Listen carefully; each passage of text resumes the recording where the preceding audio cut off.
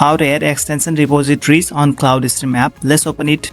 For the ease of this video, I put my phone in landscape mode. Anyway, you're gonna find the settings button, tap on this cogwheel button, and we're gonna find the options here, extensions tab.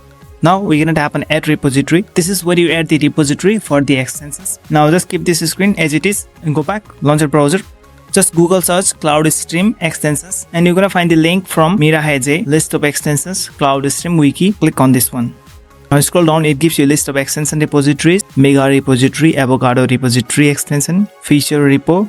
I'm gonna add the Avocado or Rowdy's extensions. Just click on the direct install link. It will automatically add the extension. It has already added, so we can just dismiss. Let's add another one. Let's add the Mega repository. It's been added. Dismiss. Tap on done. Once you do this, go back to settings. Scroll down, go to extensions. Tap on any extension repository, and you can install your desired extension. This is how you add the repository on Cloudstream app and install the extensions from those repositories. Don't forget to leave a like on this video and subscribe my channel.